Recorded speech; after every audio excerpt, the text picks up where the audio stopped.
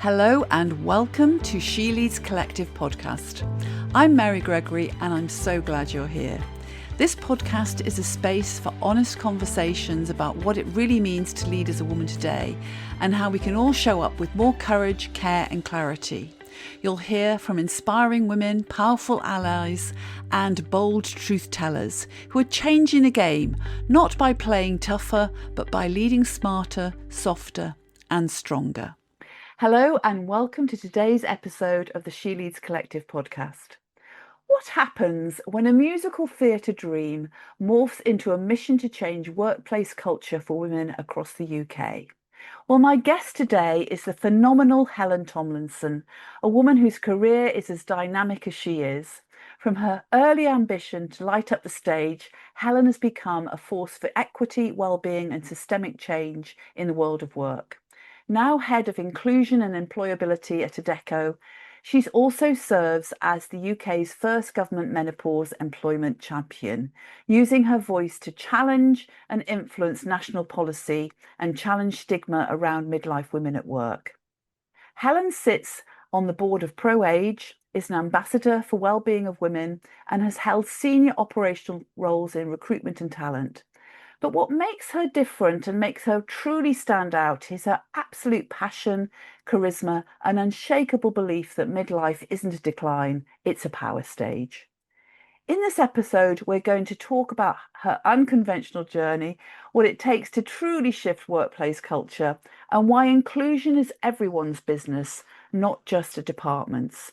So whether you're navigating your own leadership path, rethinking how your workplace supports women, or just need a dose of inspiration, I think that Helen is going to have this in spades for us today, and I'm so excited to speak to her. So hello, Helen. Thank you so much for being here.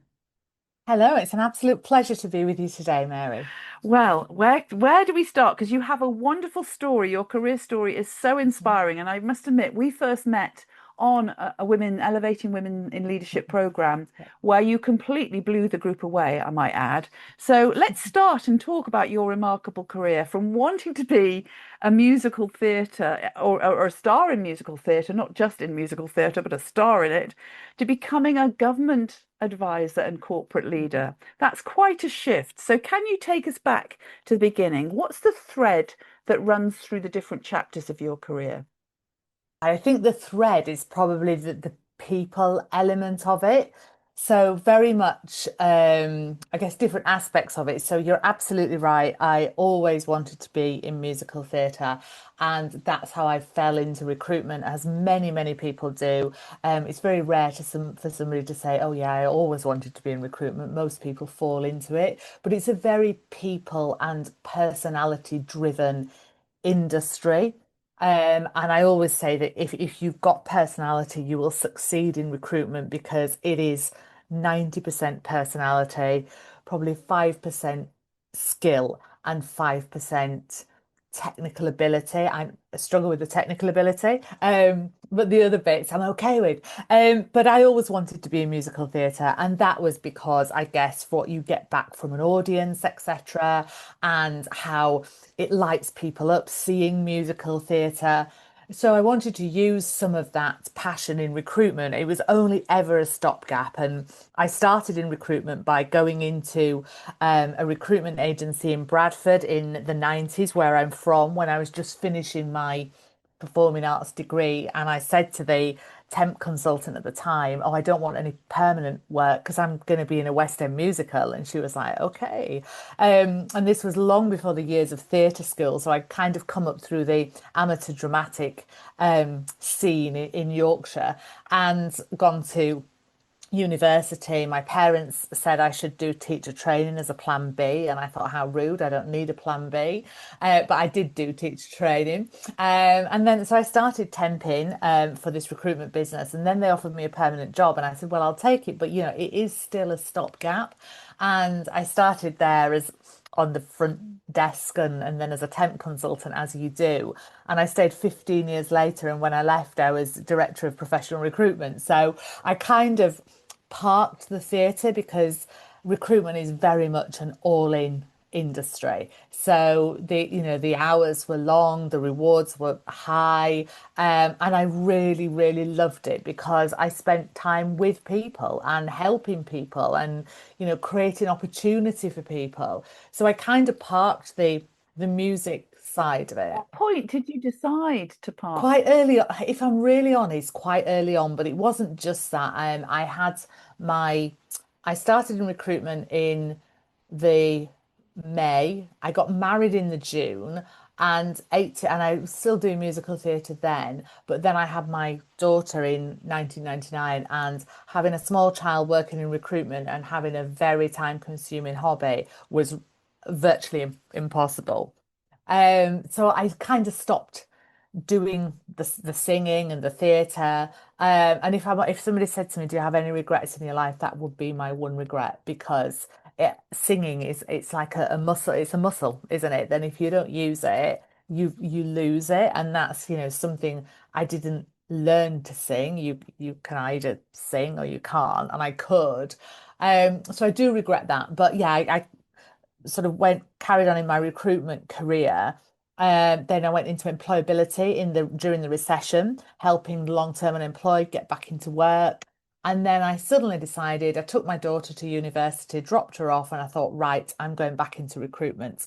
So I did just because the when I went into employability, unemployment was at 17%. We got it down to below 5%. So that industry had kind of declined somewhat. So I went back into recruitment because I missed the pace and the energy and all that sort of and the people and being client facing.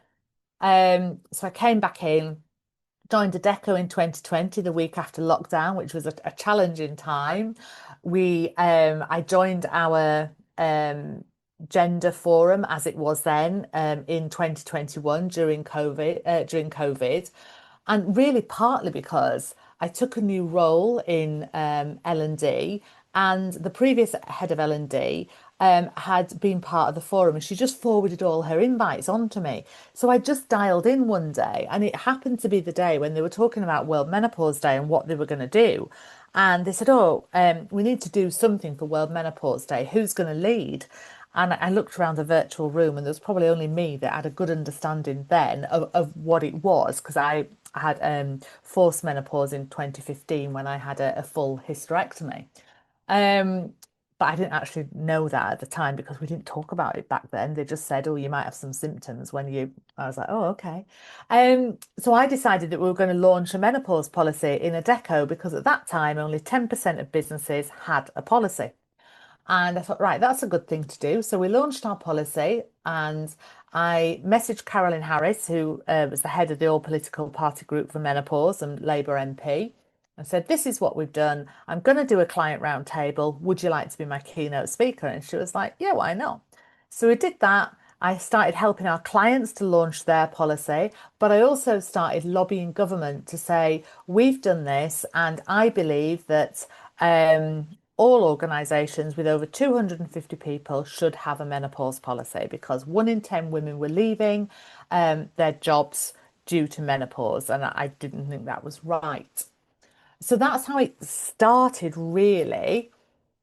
Okay. Well, so we're going to come back to menopause and your lobbying because that sounds absolutely fascinating. And I'm sure there's lots of lessons that you've learned that you can pass on to our listeners. But I just want to come back to you for a minute before we do that, because you have bucket loads of energy, passion, charisma. That's coming across in our conversation, but also in your story.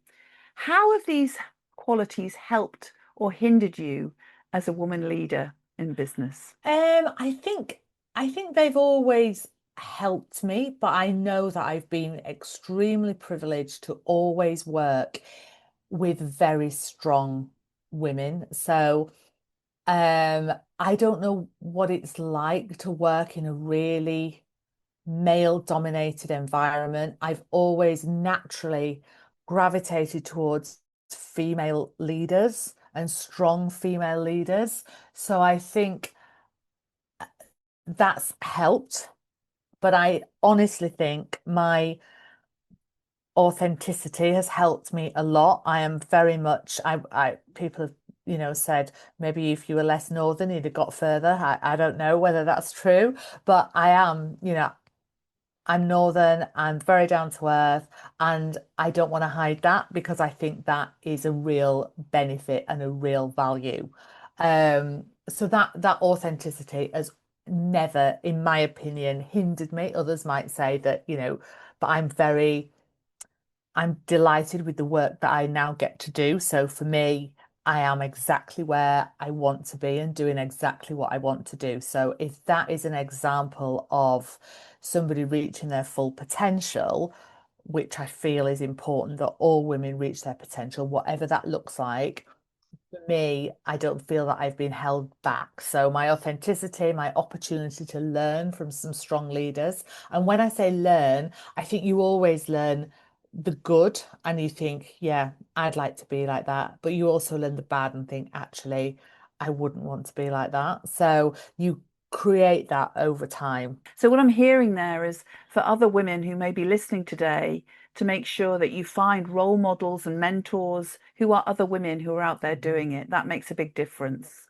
Yeah, strong. And if you can't, find them in your organization, reach out and find them in, your network is so, so important. And I was at an awards ceremony with a friend last night, and we were talking about the role of the Menopause Employment Champion and what we I'd done and all of that sort of thing. I said, but 1,000,000% the best thing that's happened to me is the people that I've met along the way. And that's what really, really matters. Not for what they can do for me or what I can do for them, but that friendship and that, you know, peer mentoring is so powerful. And I hear, people is very much at the center of your passion and having passion for what you do. But I'm also hearing that what you do is very meaningful. It has Mhm. purpose for you. Now, as a coach, I work with women, I work with leaders, and we talk about purpose. And quite often Yeah. people are like, I have no idea what my purpose is. Mhm. So what was a defining moment for you in terms of realizing this is something that is really meaningful and purposeful for me? I think it was, and I probably felt like that up until I started to do not just the role, but when we launched our policy, I thought this really matters to people. And I was doing it for, as I said, I went through forced menopause in 2015. And quite honestly, I just got on with it. I had a few weeks off work, came back. The surgeon said you might have some menopause symptoms, and we left it at that. And I got on with it. But actually, when I look at other people, so I've got my best friend has just retired from a full A&E career in the NHS, and her experience was very, very different to mine. I have the privilege of working from home whenever I want. I have a desk, I have a laptop. She didn't have any of that. She's responsible for keeping people alive. I'm just responsible for, entertaining people and helping them find a job. It's very different. I've got friends who are nurses and friends who work in factory environments. Their experience was so different to mine. I thought, actually, this is an opportunity to help people who either don't have a voice, a platform, or an opportunity to do something good. And that's why I took the voluntary role. Fantastic. So let's move back then to thinking about the voluntary role and becoming that employment champion. What was your mission, do you think, when you started out to try and approach? Because it's actually a systemic issue. So you thought, I'm going to start lobbying government. How did you suddenly start lobbying government? Share with us what you did. We have a political PR company that we work with at Adecco, and we've been very instrumental in lobbying for the remote right to work during COVID because obviously our business changed overnight, as did most recruitment businesses. But there were still roles that needed filling. And we were saying to government, that's great. People need us to support in different roles to what we were recruiting for before. But how do we check right to work if we can't meet people face to face? So we were lobbying them on that.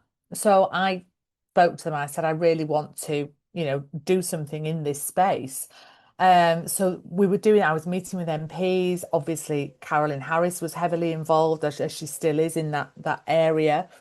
And at the same time, the all political party group for menopause were lobbying government to say they needed somebody in government who was responsible for menopause. Too many women were leaving the workplace.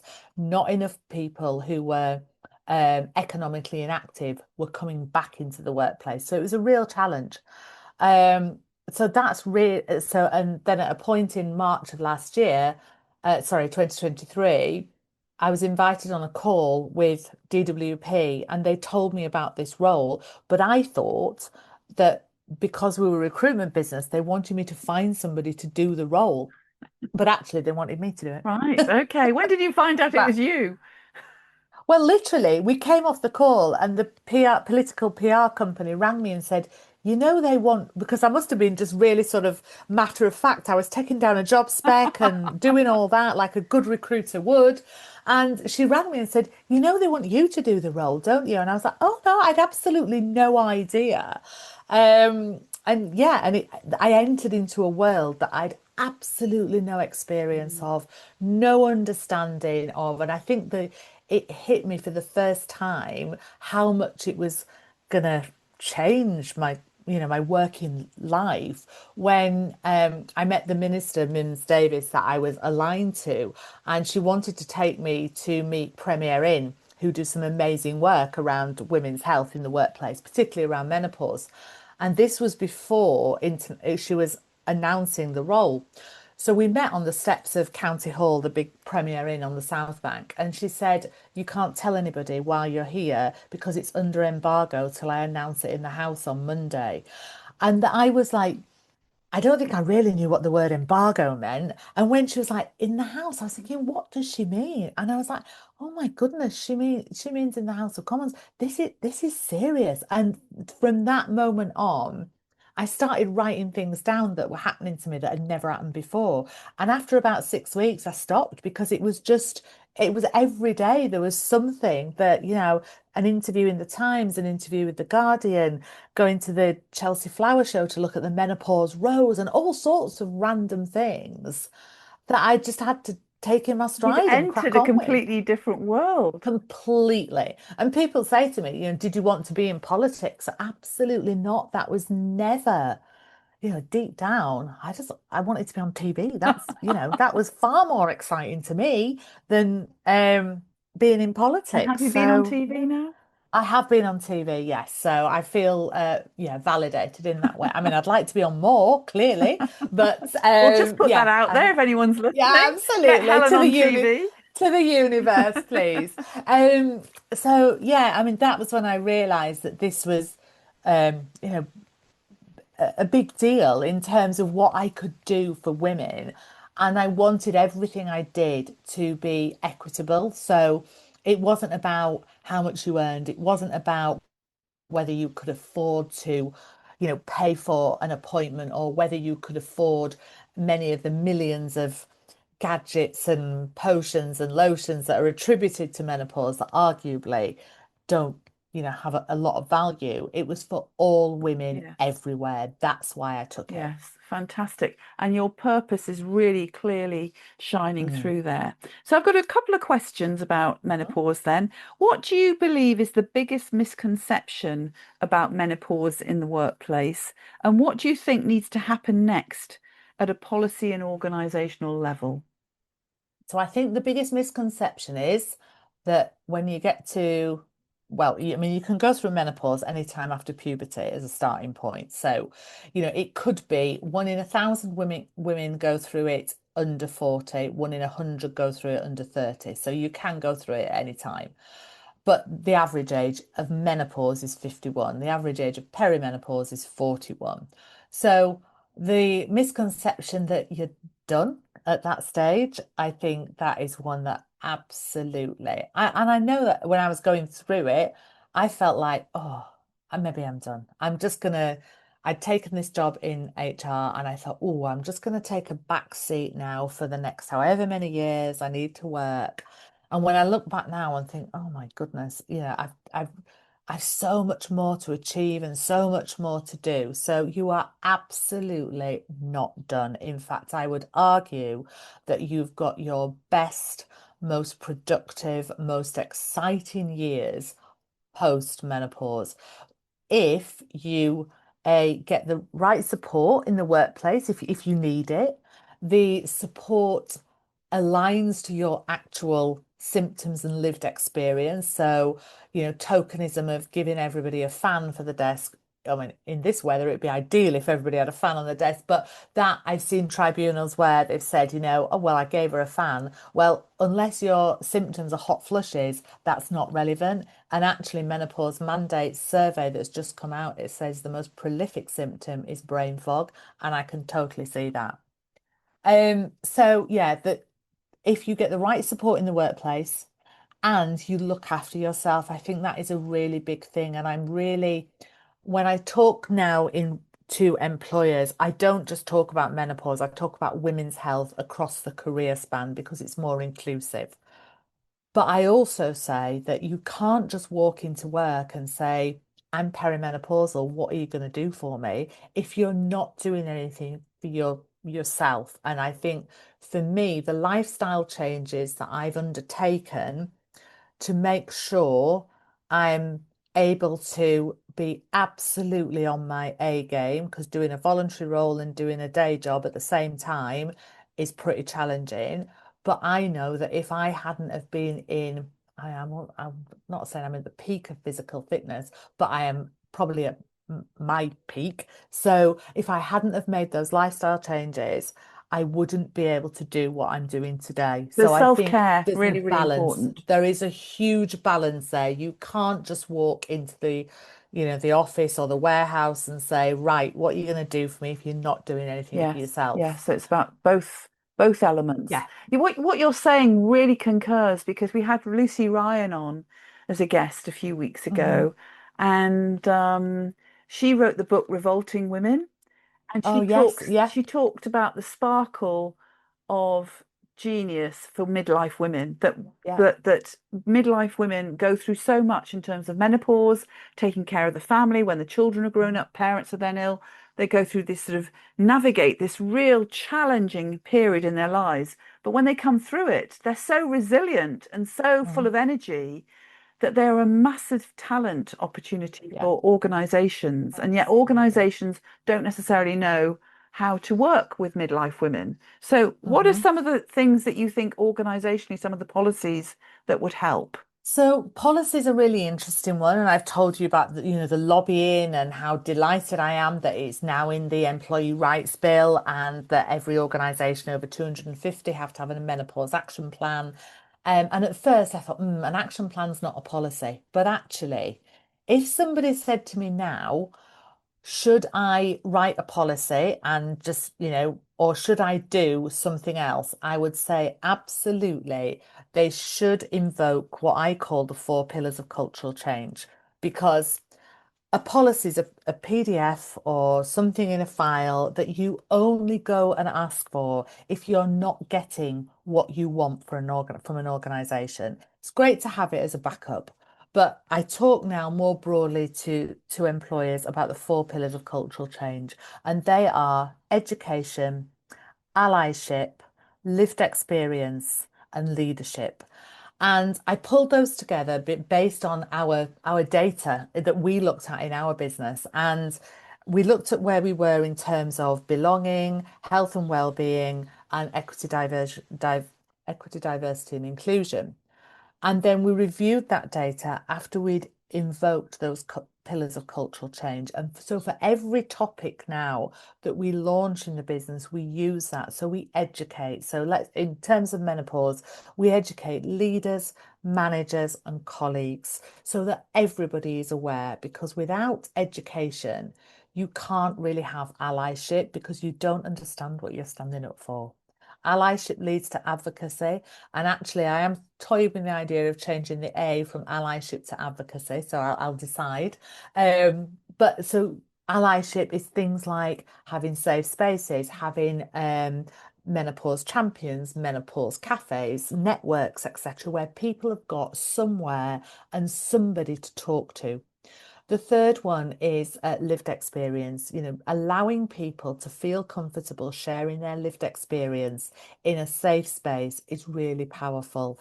And when I launched our policy, I did a podcast, myself and two other senior leaders in Adecco, and we talked about our menopause symptoms. And we were lucky, I guess, that they were really varied. So all three of us had very different symptoms. We were extremely open and honest, as I've always been. There's no point me having this role and not being honest about my lived experience.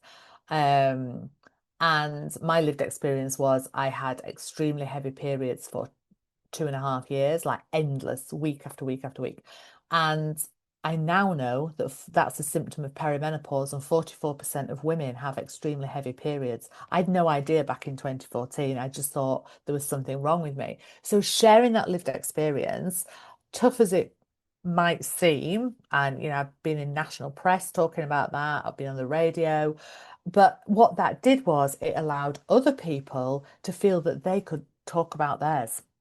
So it really changed the culture, and we now talk about topics openly across our business that probably 3 years ago we wouldn't have done.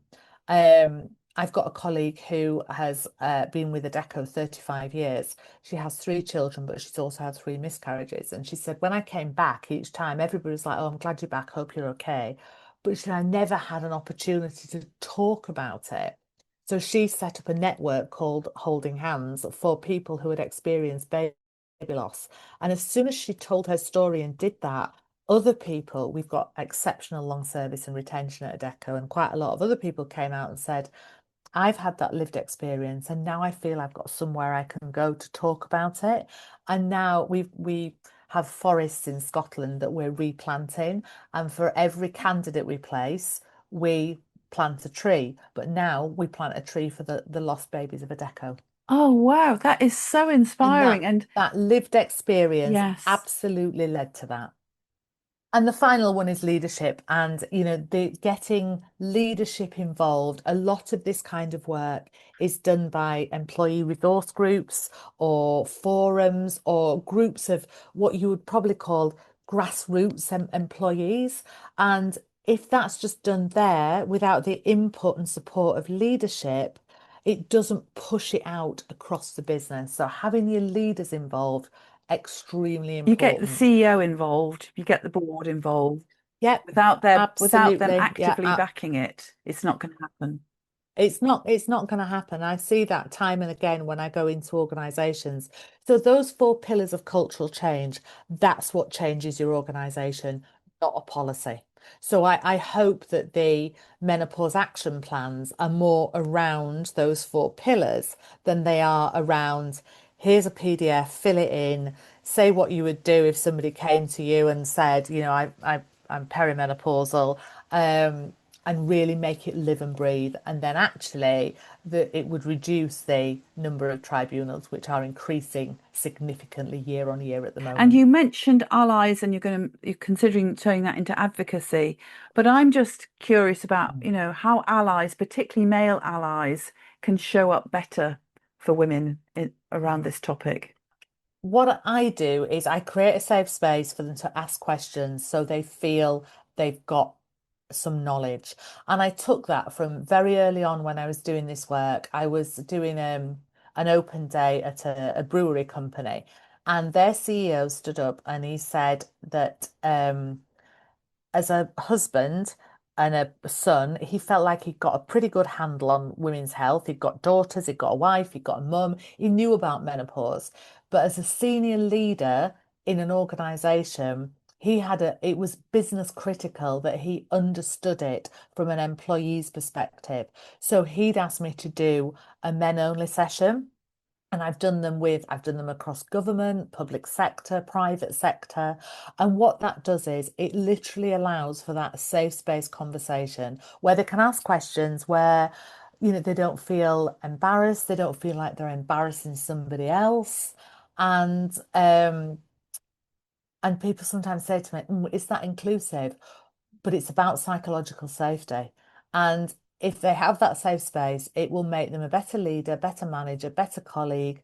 arguably a better husband, partner, son, father, because invariably they end up asking me questions that clearly aren't work-related questions, but it's obviously something that's troubling them.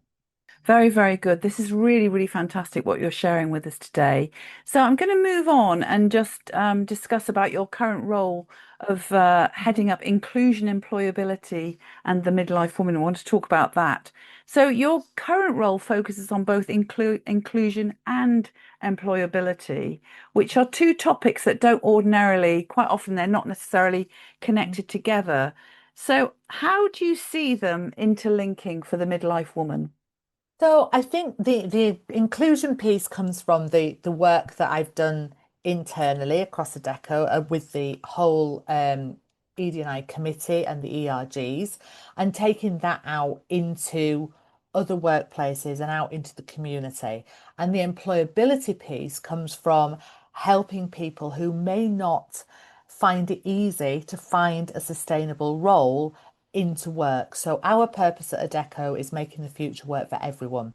So that's why I'm doing the day job that I'm doing. So working with groups out in the community who might find it hard, and that's linked to our lobbying of government as well. So we work with ex-military.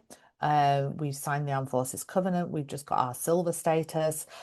We work with ex-offenders, people who are neurodivergent, refugees and over 50s. So I guess the women's health piece slots nicely into the over 50s piece and supporting women to come back into the workplace because a lot of women exited the workplace during COVID who are now finding that they need to come back. Whether that's for financial reasons or just because they want to. But imagine the barriers facing people who have been out of the workplace for a significant amount of time and then overlay that with going into perimenopause or having to support aging parents. You know, they might need to go back into the workplace for financial reasons because children are expensive, all that sort of thing. So breaking down those barriers and making it easier to return to the workplaces and making workplaces more midlife friendly. That's partly why So that's my next question is what sort of culture supports midlife women to thrive in the I workplace? think culture of understanding, of openness, where lived experience is valued, where things like reward and benefits are aligned to midlife. What intergenerational workplaces are by far the most productive and supportive workplaces anyway. And a whole piece on what works for Gen Z won't work for Gen X, a boomer, a traditionalist, etc. And we spend a lot of time working through that in all aspects of our work to make sure we are inclusive. So as a, in terms of rewards and recognition, what would work for a midlife woman may not be what would work for somebody who is Gen Z. You know, they might want different things. Making sure you align to all your generations is important. But I also think that education, that's why we do that education piece, because it's impossible to understand to walk a mile in their shoes, but with education you've got a good understanding of what it's like to and being able to share, inviting. That's why I talk about women's health and not just one aspect of it, because it may, and I also talk about hormonal, physical, mental and financial health, because that makes it okay to talk about every aspect of who you are as a human. So having that understanding, that conversation, understanding, things like flexible working, and I don't just mean coming into the office or not coming into the office. I mean working at a time to suit you, etc., and providing that safe space. Those are the types of things that women look for, and a lot of organisations sign a pledge to say they're age friendly, menopause friendly, all different types of things. But until you actually get in there, you don't really know whether that lives and breathes, and that's the important So it's thing the for things me. that are actually happening, how people are acting and Mm. behaving. what's okay to do or not do in that Mhm. workplace that makes the difference. Absolutely. I went to an event last night, as I said, and I went to the bar and I said, "What alcohol-free drinks do you have?" And the guy went, we just got some water. And he said, "That's a bit of a miss in 2025, isn't it?" I said, "It absolutely is. Not just for, the number of women in midlife, that the impact of HRT, hormones, alcohol, and caffeine is so profound on the body that a large number of midlife women are turning their back on, the very thing that got them through their 20s, 30s, and 40s. But also, 25% of Gen Z don't drink alcohol. So, it's just not inclusive to have some sparkling water in a paper cup. They're definitely missing a trick there. Okay, now you're involved in several initiatives from pro-age to well-being of women. What do the different lenses of being involved in these initiatives teach you about the future of work? I think, well, women over 50 are the fastest growing demographic in the workplace. So, yeah, we're having to work longer, as we know. So, life is extremely expensive. We're still in a cost of living crisis that doesn't look like it's getting any better. But I think, and also the largest growing group of entrepreneurs are women over 50 as well. So I see a very different demographic there. I think it's an exciting space to be in.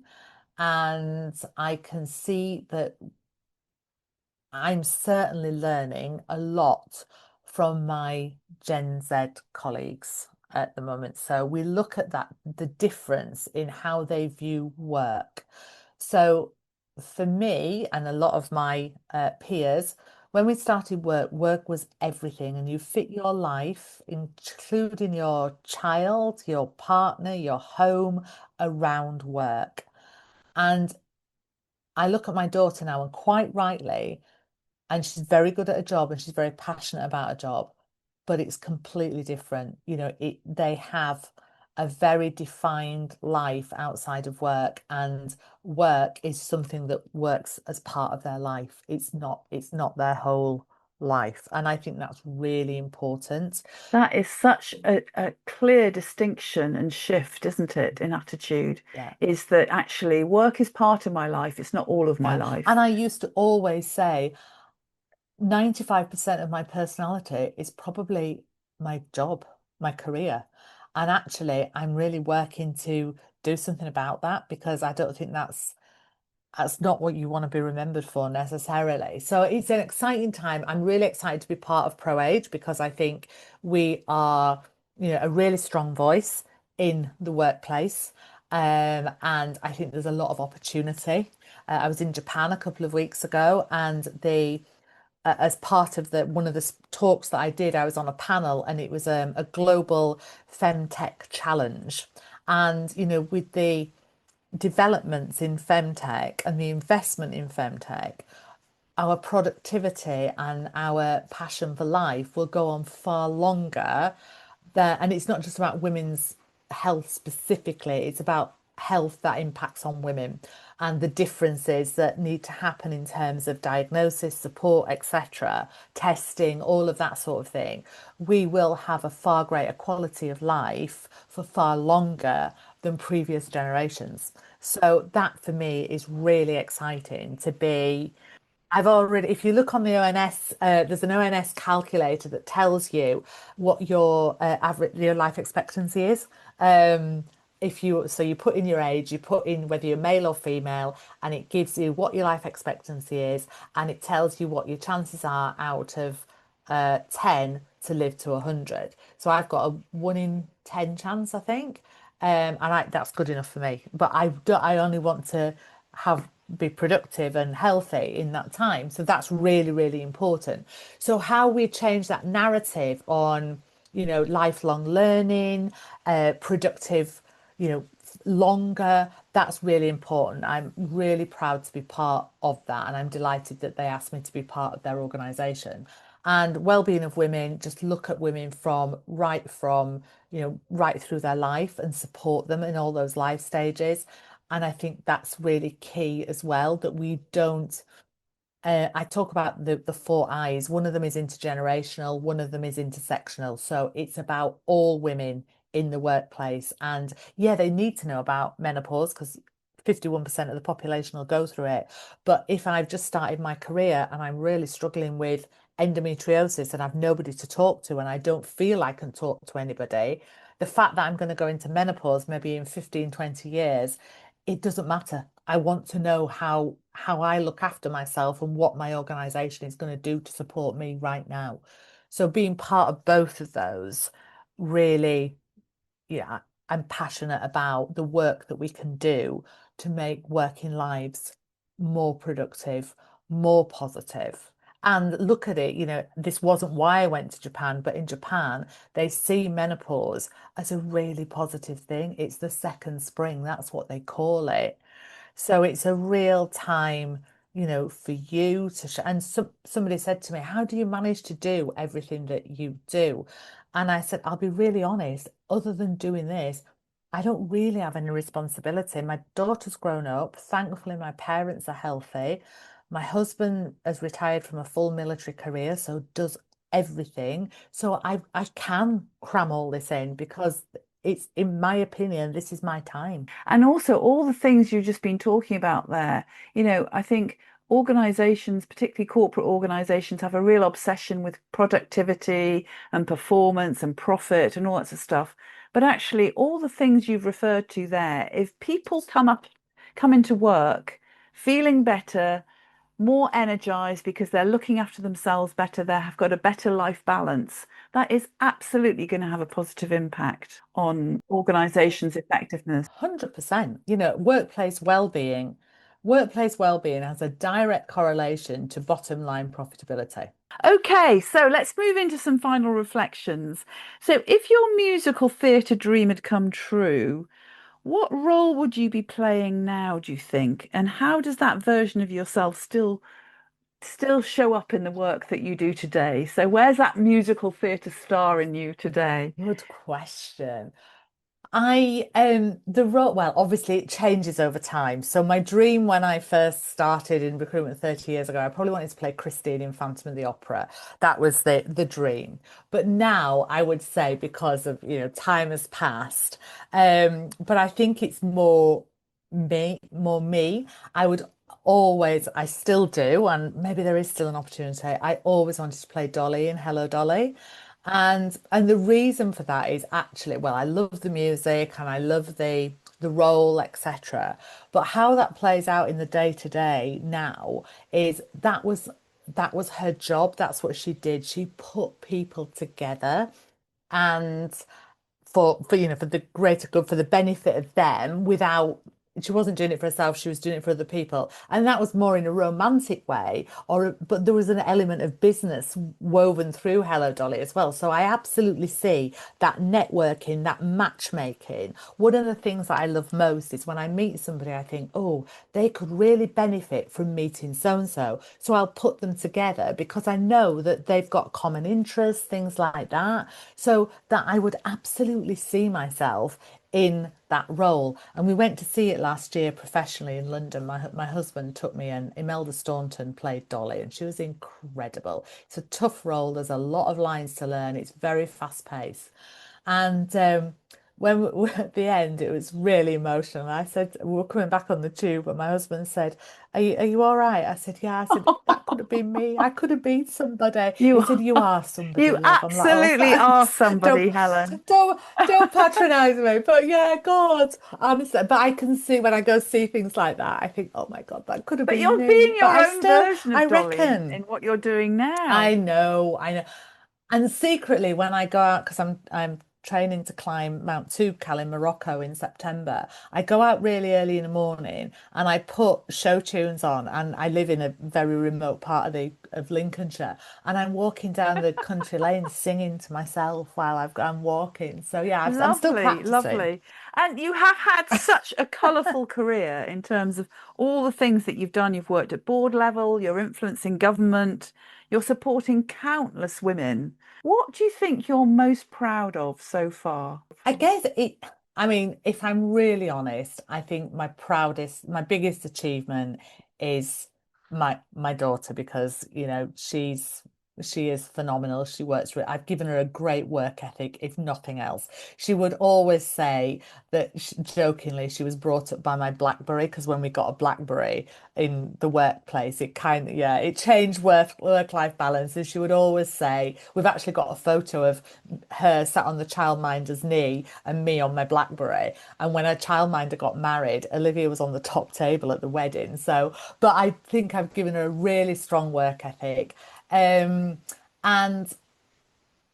I guess having the report, the government strategy on menopause, which I called No Time to Step Back, having that published on the gov.uk website, and publishing my report, Shattering the Silence, on International Women's Day at 10 Downing Street, that for me was um, a really key achievement. Um, in Japan a couple of weeks ago, I spoke at the at Expo 2025 on the Women's Pavilion stage about women's health in the workplace. That was, really a real pinch me moment. And I think people say that just off the top of their head, but that was really a pinch me moment. But I just think, what's next? I feel like there's so much more to come. Oh gosh, so real exciting future you're seeing for yourself is what I'm hearing. Oh, I'm definitely not done. Definitely not done. Definitely not done. Amazing. I can relate to what you're saying. I mean, I'm in my 60s now, and I first of all, I have no idea how I got to be where I am now I in know, terms of age. It's like, I what, know. what happened? But 60 is the new 40, according to the International Monetary Fund. So Certainly, there you in go. terms of energy and being purpose Yes. driven, I'm more purpose driven than ever. So I can't imagine stopping. Yeah. Finally, what's one piece of Mm. advice you can give to Yeah. women who may be at a crossroads? I would say just sit with it for a moment and see how you see what you can do to support yourself first and foremost, because honestly, of all of the things that I've done and implemented in workplaces, what I've implemented in myself has made by far the biggest difference. So I think lifestyle, nutrition, exercise, that sort of thing. And I think about who you want to be, not what you want to do. Because if you focus on yourself and get yourself into the right headspace, shape for you, whatever that looks like, you'll have far more clarity about where you want to go when you feel confident in Yes, and I yourself. think you'll have far more fun as well. Be far more Oh, enjoyable. absolutely. Yeah, Yeah. yeah. Nothing says fun like climbing a mountain in 30-degree I'm heat, not does sure I'm it? with you on that one, but I admire the fact you're doing it. I think that is fantastic. Helen, thank you so, so much for joining me today. This has been an incredibly rich conversation. I know just the whole thing from not just thinking about individually where you are as a woman leader, but also what organizations can do and what governments can do to support the Mhm. well-being of women. It's been a very rich Yeah. conversation. Thank you for joining me. Thank you. Before we wrap up, I want to share something with you. Do you ever feel like your confidence isn't really the issue, but wish you could strengthen your ability to deal with things that keep chipping away at it? The bias, the double standards, the pressure to prove yourself, to name just a few. That's exactly why I created Exploding the Confidence Myth, a 3-month programme for women leaders who are ready to change that story. It combines one-to-one coaching, group coaching, and a powerful in-person workshop. The next programme starts at the beginning of November, with the workshop taking place on the 7th of November at the Connaught Rooms in Holborn, London. Past participants have described it as validating, supportive and stretching. They've become more visible, raised their value, increased their financial return and broken through patterns that have held them back. But perhaps, most importantly, they've gained a deeper sense of okayness with who they are, recognising they already have something valuable to offer. If this resonates with you or you know someone who would benefit, you'll find all the details in the show notes. I'd love you to join us. Thank you so much for listening to the She Leads Collective podcast. If this episode resonated with you, follow the show or share it with a friend and leave a quick review below. Or leave us a comment. Change happens through conversation, so let's keep this one going. Listen out for the next episode and join me as we keep lifting the lid on the stories that matter. Take care and keep leading with heart.